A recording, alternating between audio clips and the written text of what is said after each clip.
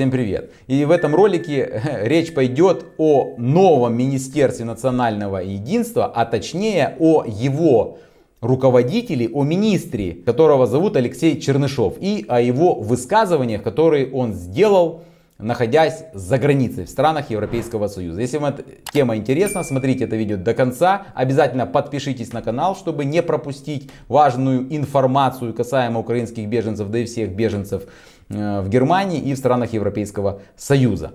Итак, я уже рассказывал, что в Украине переименовали старое министерство в новое, и оно стало называться Министерство национального единства. Это никакое не новое созданное министерство, в Украине говорят, что это вновь созданное, но на самом деле это переименованное. Старое называлось Министерство регионального развития и так далее. И вот министром этого министерства был назначен Алексей Чернышов. И главная задача этого министерства — это вернуть украинских беженцев, вернуть граждан Украины, которые находятся за границей, любыми путями в Украину.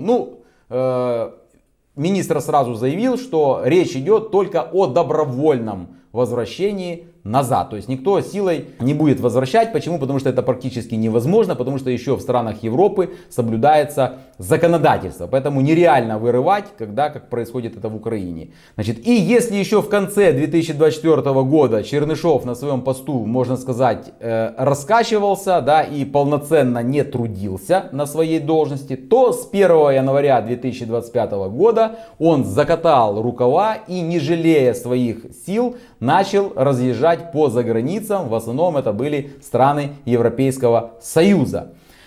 Он рассказывал украинским и иностранным журналистам в своих путешествиях, в своих деловых поездках по странам Европы о том, что собирается в странах Европейского Союза открываться центры единства Unity Hub, которые будут помогать, как раз таки тем гражданам Украины, которые изъявят желание добровольно вернуться в Украину, добровольному возврату. Чернышов встречался с чиновниками европейских государств и как раз таки договаривался о создании этих центров единства, и между встречами раздавал интервью украинским и европейским журналистам.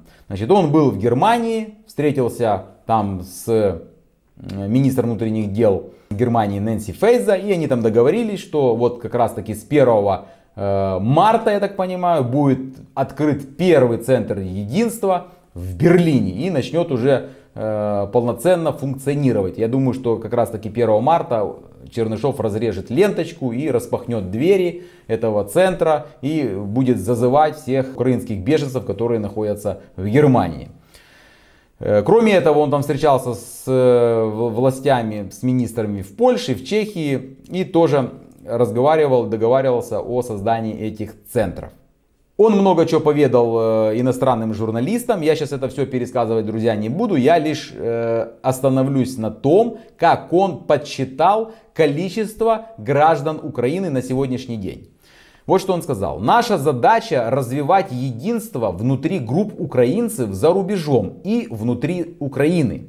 Украинский нарратив и украинскую идею. Таким образом, мы хотим сохранить связь между украинцами за рубежом и их родиной. И понятно, что этими словами он подводит как раз таки к идее о том, что как раз таки вот эти вновь созданные или которые будут создаваться центры единства, они как раз таки и будут заниматься, сохранять связь, между украинцами, которые находятся за рубежом, и их родиной, то есть Украиной. И вот дальше он перечисляет статистические, я бы сказал, данные о количестве граждан Украины.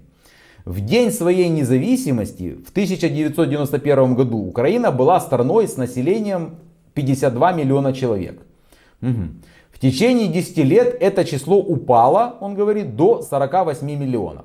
Тогда до первого нашествия их было всего 45 миллионов. В 2015 году мы стали свидетелями аннексии Крыма. Их число упало до 42 миллионов. Количество. В конце концов, в 2024 году мы будем страной с населением 32 миллиона человек. Это впечатляющая цифра, он говорит. Это он немцам давал интервью.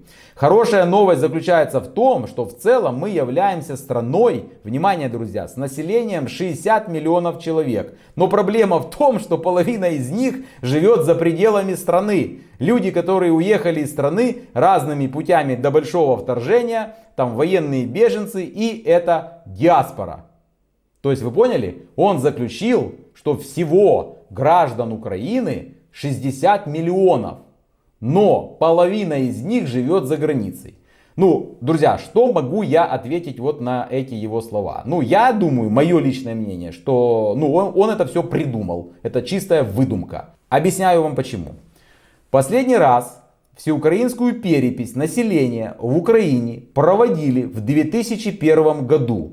Поэтому актуальных данных по численности населения у украинской власти нет. Об этом рассказал директор Института демографии и социальных исследований имени Михаила Птухи Элла Либанова. То есть вы понимаете, да, друзья? Он так сказал, почему? Потому что немецким журналистам можно это все рассказывать, можно сказать так грубо, втюхивать. Почему? Потому что они все равно это перепроверять не будут. Поэтому это все пройдет.